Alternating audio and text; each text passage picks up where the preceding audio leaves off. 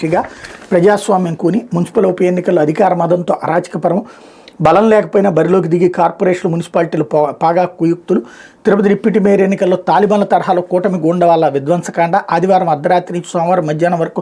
స్వైర విహారం వైఎస్ఆర్సీపీ కార్పొరేటర్లు బస్సును అడ్డుకున్న రౌడీ మూకలు అద్దాలు ధ్వంసం చేసి బస్సులోకి చొరబడి కార్పొరేటర్ కిడ్నాప్ అడ్డుకున్న వారిపై దాడి సాక్షి ప్రతినిధి కెమెరామెన్ పైన దాడి కెమెరా ధ్వంసం కోరం లేనందున ముగ్గురికి మాస్కులు వేసి లోపలికి పంపేందుకు కూటమి నేతల కుట్ర వైఎస్ఆర్సీపీ ఎంపీ ఎమ్మెల్సీ సమావేశ మందిరం వద్ద బైఠాయించడంతో బెడిసికొట్టిన పథకం ఉప ఎన్నిక వాయిదా నిబంధనలకు విరుద్ధంగా టీడీపీ ఖాతాలో హిందూపురం మున్సిపల్ చైర్మన్ పదవి నూజివీడులో కౌన్సిలర్లు ఇళ్లకు వెళ్లి మరీ బెదిరించిన మంత్రి పార్థసారథి 3 కార్పొరేషన్లు 7 మున్సిపాలిటీలు ఎన్నికలకు నోటిఫికేషన్ ప్రలోభాలు బెదిరింపులతో 5 చోట్ల ఆగిపోయిన ప్రక్రియ నేడు ఎన్నికల నిర్వహణకు సిద్ధమంటూ డిప్యూటీ మేయర్ ఎన్నిక నిష్పాక్షంగా జరిగేలా చూడండి అంటూ కార్పొరేట్లకు ఎస్కార్ట్ ఏర్పాటు చేయండి ఎన్నిక జరిగే ఎస్వీ వర్సిటీ బయట కూడా సీసీ కెమెరాలు పెట్టండి తిరుపతి ఎస్పీకి హైకోర్టు ఆదేశం అన్నటువంటి వార్త. అట్లాగే రాష్ట్రంలో ప్రజాస్వామ్యానికి పాత్ర అంటూ మాజీ మంత్రి జోగి రమేష్ ఫైర్ కూటమి అరాచకాలపై ఎస్సీసీకి వైఎస్ఆర్సీపీ ఫిర్యాదు అన్నటువంటి వార్తని హైలైట్ చేశారు.